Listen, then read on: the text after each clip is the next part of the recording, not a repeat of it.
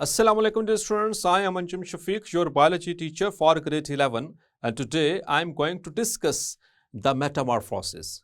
So let's move to the class board. So dear students, metamorphosis.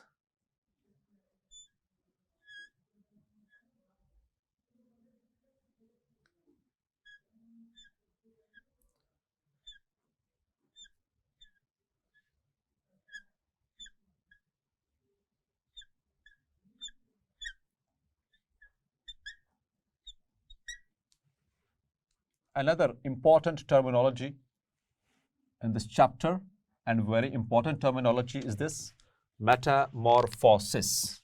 So it's a combination of three words. So let me explain it first of all. Meta. Meta means change. Meta means change. Clear? Second word is morph. M-O-R-P-H. Morph. आपको याद है students chapter number 1 उसमें हमने discuss की थी branches of biology, उसमें morphology का जिक्र भी किया गया था. Morphology, the branch of biology that deals with the study of forms and structures of living organisms, especially the animals, that is called as morphology. तो ये उसी की ही short form है morph. So morph means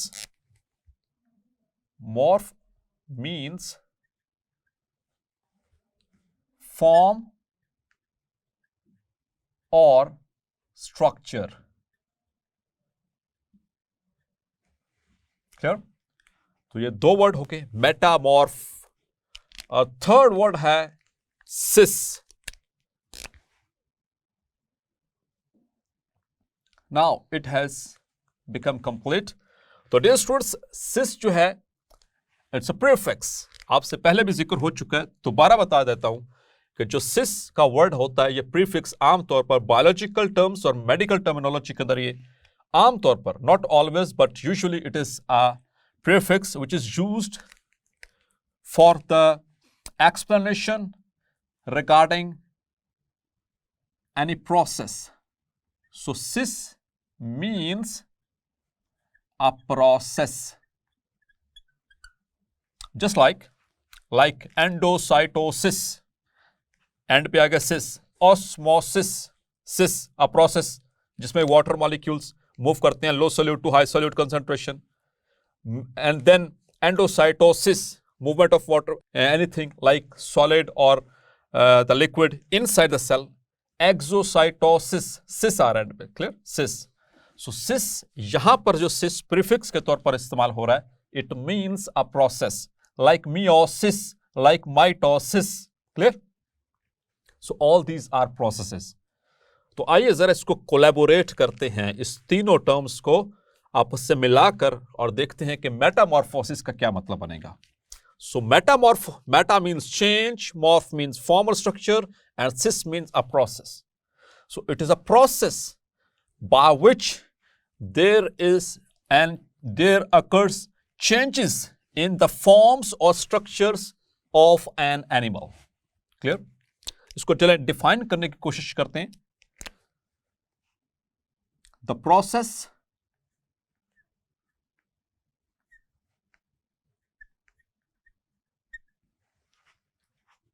by which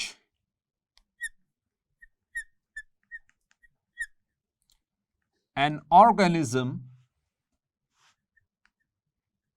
और यहां पर ये organism जो है डियर स्टूडेंट, वैसे तो हमने बहुत सारे ऑर्गेनिज्म पढ़े हैं, प्लांट्स पढ़े, फंजाई पढ़े, प्रोटोजोन्स पढ़े, यीस्ट पढ़े, फंजाई पढ़े, और फंजाई लाइक प्रोटिस्ट पढ़े, और प्रोकैरियोट्स पढ़े, बहुत सारे ऑर्गेनिजम्स पढ़े. लेकिन यहां पर जिस ऑर्गेनिज्म की बात हो रही है, in which an organism means an animal, so it is more appropriately related term towards the animals. Clear? So the process by which an organism, which means an animal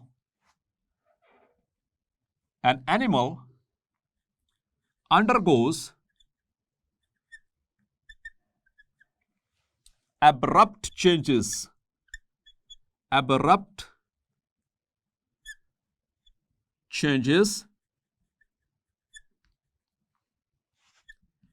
in their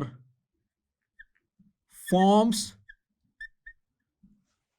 to develop into mature or adult stage. तो हम इसको इस तरह से भी define कर सकते हैं. द प्रोसेस, एक ऐसा प्रोसेस, एक ऐसा अमल by which an animal undergoes abrupt. Abrupt का मतलब होता है फौरी. क्लियर? कुछ उसके अंदर कुछ फौरी चेंजेस आती हैं. कहां पर चेंजेस आ रही हैं? In their forms. किस लिए? टू डेवलप इनटू मैच्योर और एडल्ट स्टेज. क्लियर? ताकि वो एक मैच्योर या एडल्ट स्टेज पे जा सके और उससे आगे वो मैच्योर या एडल्ट एनिमल बन सके. Clear? So that is called as metamorphosis. तो यहां पर देखिएगा चेंज वर्ड का भी आ गया हमारा, फॉर्म का वर्ड भी आ गया हमारा, ठीक है, और प्रोसेस का वर्ड भी आ गया. So this is how we define metamorphosis. Clear? अब स्टूडेंट्स, मेटामॉर्फोसिस हम एम्फीबियंस में भी देखते हैं और इंसेक्ट्स के अंदर भी देखते हैं, मीन्स के आर्थ्रोपोड्स के अंदर भी देखते हैं. अब जो इन दोनों में थोड़ा सा डिफरेंस है. क्लियर? लेकिन as far as our topic is concern, we are dealing with phylum arthropoda. Means के यहां पर हम बात कर रहे हैं इंसेक्ट्स की, यहां पर बात कर रहे हैं हम आर्थ्रोपोड्स की. तो यहां पर जो मेटामॉर्फोसिस की डिस्कशन होगी वो रिलेटेड होगी towards the arthropods. So dear students, उससे पहले थोड़ा सा ओवरव्यू देता चलूं कि मेटामॉर्फोसिस एम्फीबियंस के अंदर भी होती है. So the organisms in which metamorphosis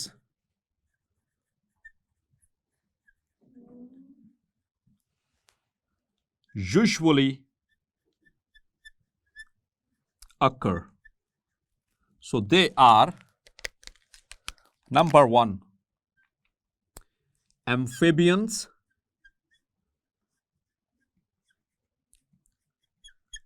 so amphibians who are they?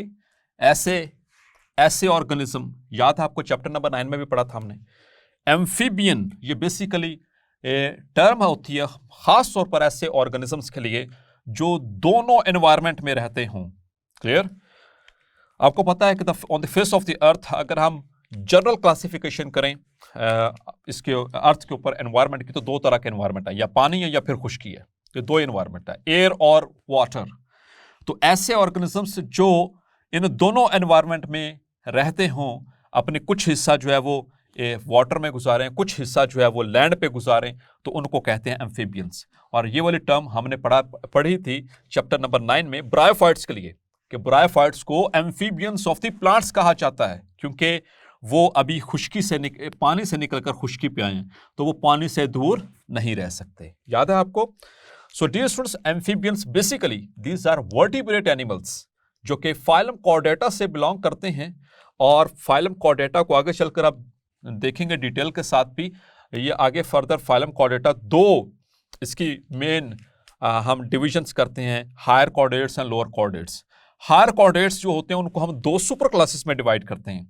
एक सुपर क्लास पाइसिस और दूसरी super class Tetrapoda. Super class Tetrapoda में फिशेस के बाद, पाइसिस के बाद जो सबसे पहली क्लास है वो एम्फीबियंस हैं. अकॉर्डिंग टू एवोल्यूशनरी कॉन्सेप्ट भी जो फिशेस के बाद जो वर्टिब्रेट्स आए वो एम्फीबियंस हैं, फिर उसके बाद रेप्टाइल्स, फिर उसके बाद मैमल्स और बर्ड्स. क्लियर? तो एम्फीबियंस में किस तरह से मेटामॉर्फोसिस होती है, जैसे एक छोटा सा ओवरव्यू देता हूं, फिर उसके बाद हम अपने मेन टॉपिक की तरफ आते हैं. सो एम्फीबियंस के अंदर dear students the female frogs, जो फ्रॉग्स होते हैं डियर स्टूडेंट्स, दे ले एग्स. क्लियर? अब एग्स से जो नेक्स्ट स्टेज होती है दैट इज tadpole और larval stage, larval और tadpole जिसे कहते हैं, clear.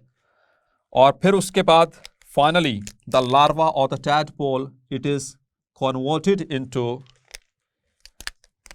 an adult, clear. So this is the metamorphosis in amphibians. So how does it look like? So this is an egg, और वहां से लार्वा कैसे, ये टैडपोल किस तरह से होता है आपको पता है? So that is a dummy diagram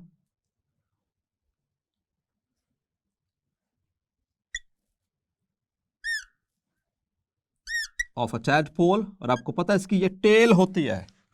tadpole छोटा मेंढक होता है, क्लियर। और यहां पर देखिएगा इसकी टेल होती है, टेल्ड फ्रॉग, और ये पानी में रहता है, क्लियर। और चूंकि ये पानी में रहता है इसलिए इसके गिल्स होते हैं, क्लियर। और फिर जैसे ही इसके अंदर चेंजेस आती हैं, अल्टीमेटली क्या होगा कि जब ये फ्रॉग बनेगा,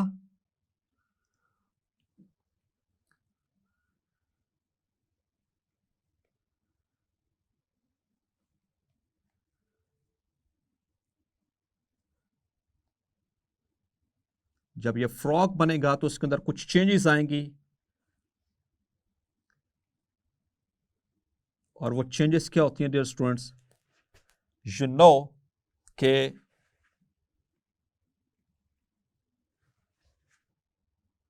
let me complete it a little bit more. So this is how does a frog look like? एक रफ सी डायग्राम है. So this is an adult frog. तो यहां पर देखिए इसकी टेल नहीं है, पहली बात. दूसरी चेंज इसमें क्या आती है कि इसमें गिल्स नहीं होते, जहां पर गिल्स थे इसमें गिल्स नहीं है, वो that has been transformed into lungs, वो लंग्स में कन्वर्ट हो चुके हैं. तो स्ट्रक्चरल चेंज आई, मॉर्फोलॉजिकल चेंज आई इसके अंदर, क्लियर. इसी तरह से इसकी टेल भी रिमूव हो गई, और इसी तरह से फिर ये साइज में भी इंक्रीज कर गया, और इसके अंदर और भी ये अगर रिप्रोडक्शन के एतबार से देखें तो ये इमेच्योर है, जबकि ये रिप्रोडक्शन कर सकता है. So this is how. अब देखें स्ट्रक्चर में भी चेंज, अंदर ऑर्गन्स हैं उनके अंदर भी चेंजेस आ रही हैं. So this is called as the metamorphosis in amphibians, clear. यहां पर इन सारी चेंजेस को कंट्रोल करता है, याद रखिएगा आप सेकेंड ईयर में भी पढ़ेंगे. यहां पर यहां से लेकर यहां तक इसको लाने में there is the role of a hormone called T3 and T4. Thyroid gland पढ़ा आपने मैट्रिक में, T3 T4 triiodothyronine and tetraiodothyronine, या जिसको थायरोक्सिन भी बोलते हैं. तो थायरोक्सिन एक्चुअली इसमें हेल्प कर रहा होता है इनकी Metamorphosis. So dear students, now coming towards our main topic, metamorphosis in the second organisms in which the metamorphosis occurs, they are the insects. They are the insects. And what are insects? They are actually the arthropods. जो हम पढ़ रहे हैं arthropods. और arthropods किसे कहते हैं? Yes, my dear students. ऐसे इनवर्टिब्रेट एनिमल्स जिनके ज्वाइंटेड अपेंडेजेस होते हैं, जिनके लिम्ब्स ज्वाइंटेड होते हैं, जैसे देखें wrist joint, elbow joint, shoulder joint. But we are vertebrates. लेकिन ये इनवर्टिब्रेट्स हैं, इंसेक्ट्स. इनवर्टिब्रेट किसे कहते हैं? जिसके बैकबोन नहीं है. वर्टिब्रेट्स किसे कहते हैं? जिसके पास बैकबोन है. क्लियर? तो बेसिक कॉन्सेप्ट है हमारा. तो इनवर्टिब्रेट्स में वो एनिमल्स जिनके पास ज्वाइंटेड अपेंडेजेस हैं, जिनके लिम्ब्स में ज्वाइंट्स मौजूद हैं, they are called as arthropods. Arth means joint, pod mean feet. Clear? बार बार पढ़ चुके. Now the insects. तो इसकी जाके 4 क्लासेस हैं जो इसके बाद हमने डिस्कस करनी है डिटेल के साथ. तो उन 4 क्लासेस में से एक क्लास है इंसेक्टा. और इंसेक्टा जो है डियर स्टूडेंट्स, यानी जिसके ऑर्गेनिजम्स, जिसके एनिमल्स कहलाते हैं इंसेक्ट्स, इनके अंदर होती है मेटामॉर्फोसिस. क्लियर? यहां पर जो मेटामॉर्फोसिस है वो 4 स्टेजेस में होगी. 3 डिस्टिंक्ट स्टेजेस हैं, उसको समटाइम्स हम 4 भी कह देते हैं, 3 भी कह देते हैं. Clear? So let us have the details.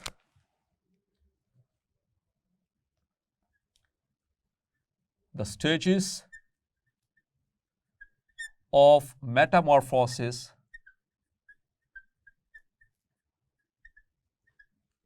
in insects.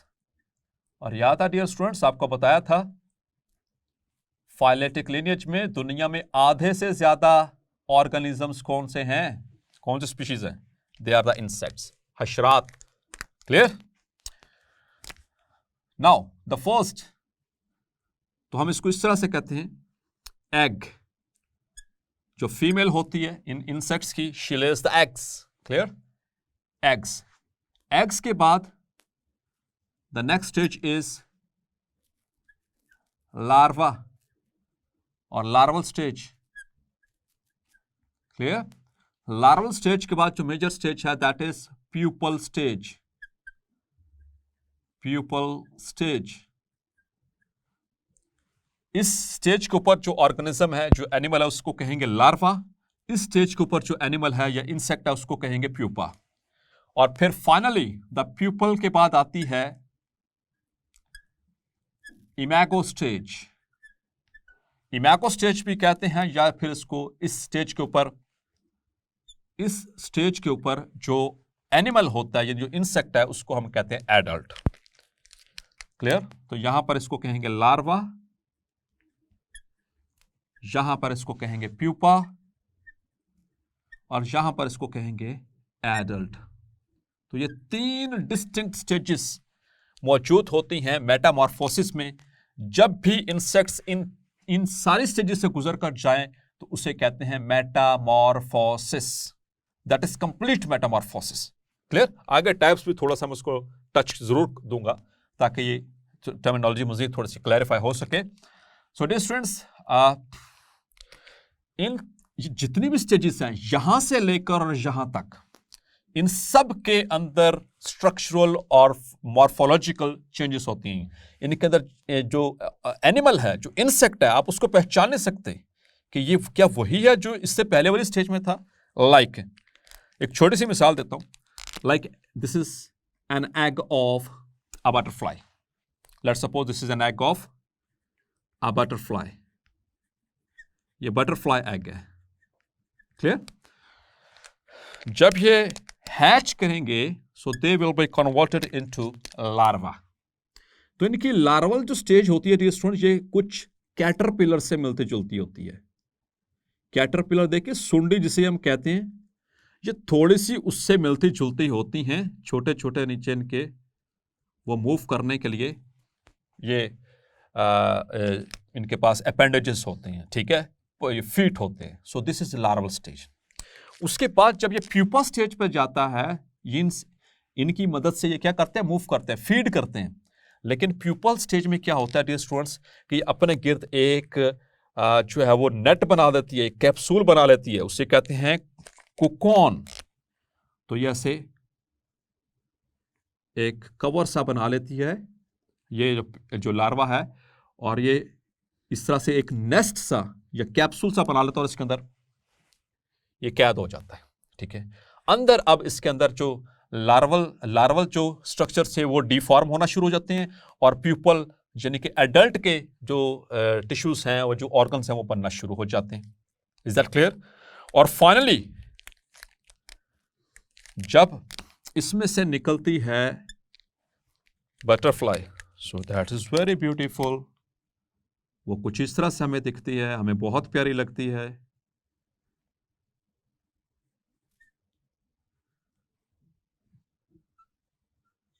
इस तरह से। ठीक है? सो दैट इज द बटरफ्लाई। तो डियर स्टूडेंट्स देखें, यहां से लेकर यहां तक पहुंचने में कहीं पे भी रिजेंबलेंस मौजूद है? So definitely you are saying no.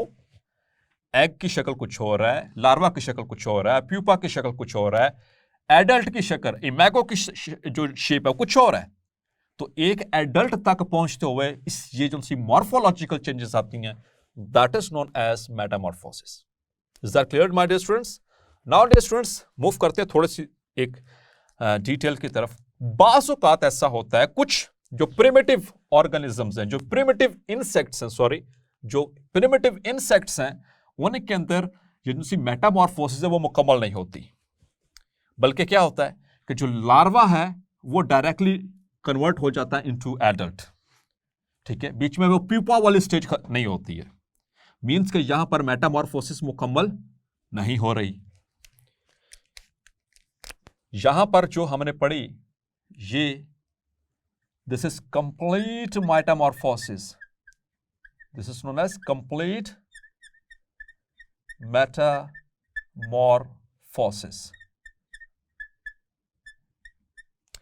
जबकि बाजुकात कुछ, जैसे मैंने बात की कि प्रिमिटिव इंसेक्ट्स के अंदर क्या होता है, दिस इज एन एग, ठीक है, एग से हैच किया इंसेक्ट, वो कुछ इस तरह से दिखने में लग रहा है।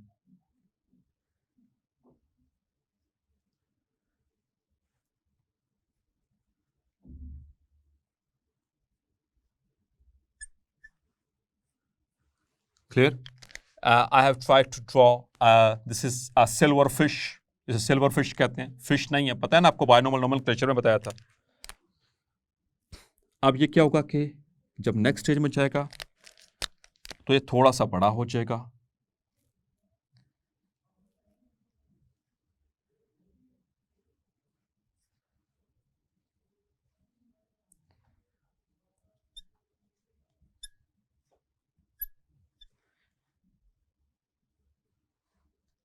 ठीक है। उसके बाद फिर नेक्स्ट स्टेज में जाएगा, यहां पर 2-3 दफा इस तरह की चेंजेस आएंगी, अल्टीमेटली क्या होगा, it is converted into adult. तो एडल्ट का साइज थोड़ा सा बड़ा इससे, लेकिन कोई बहुत ज्यादा फर्क नहीं नजर आ रहा आपको, देखें यहां पे please. Clear?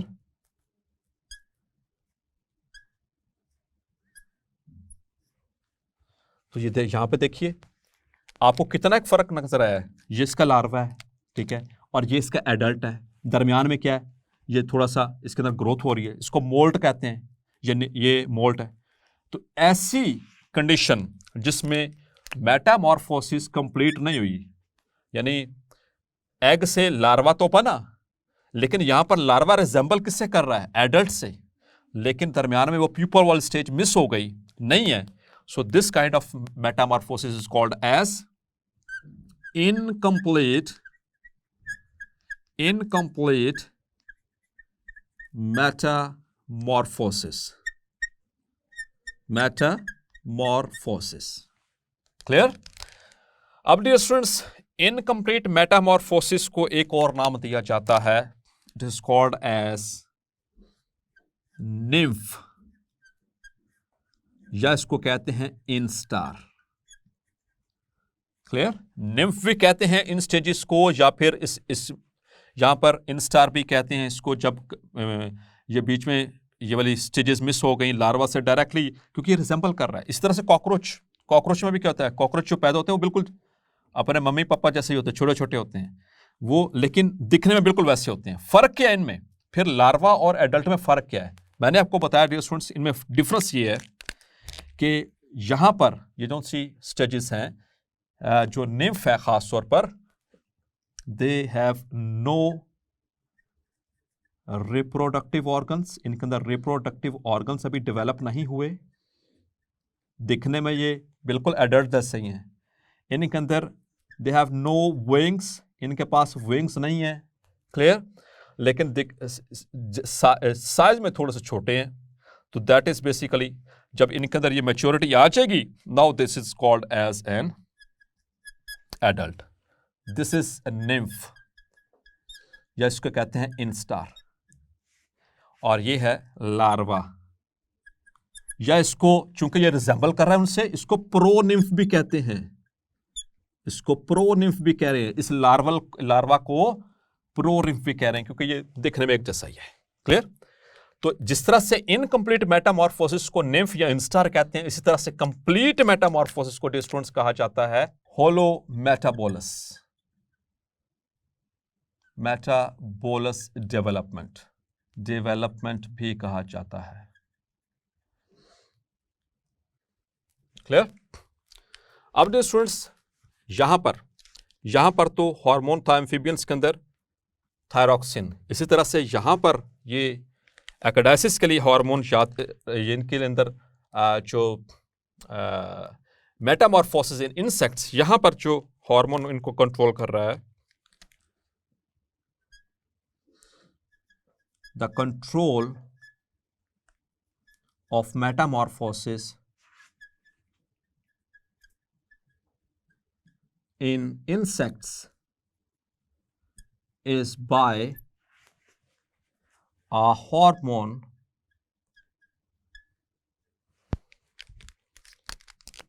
ecdysone, that is called as ecdysone, which is responsible for that causes ecdysis, or which is called molting. तो डियर स्टूडेंट्स, आप सोचते होंगे कि अब ऐसा क्यों होता है, ये पहले लार्वा क्यों बनता है, लार्वा से प्यूपा क्यों बनता है, ये डायरेक्ट अडल्ट क्यों नहीं बन गए?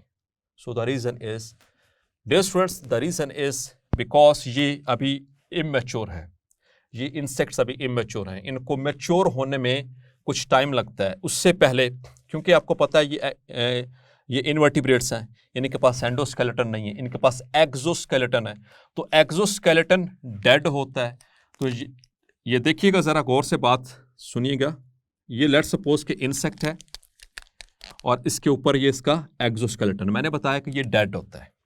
अगर अब इसको ग्रो करना है तो पहले पुराना वाला एक्सोस्केलेटन उतारना पड़ेगा, तो जो उतारना पड़ेगा वो सारा प्रोसेस कहलाता है, दिस इज एक्सोस्केलेटन, और उसके नीचे ये क्या है, इंसेक्ट।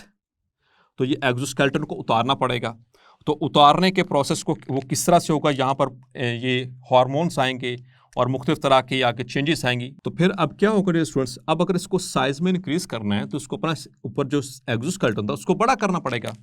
तो अब पहले वाला उतारेगा और फिर अब नया बनेगा जो उससे पहले से बड़े साइज का होगा।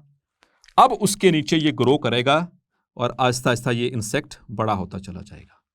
ये जो पुराना वाला एक्सोस्केलेटन उतारा, नया वाला एक्सोस्केलेटन चढ़ाया ताकि इसका साइज इंक्रीज कर सके, ये सारा प्रोसेस कहलाता है एक्डाइसिस, या इसका दूसरा नाम है मोल्टिंग। इस एक्डाइसिस को कंट्रोल करता है एक्डाइसोन।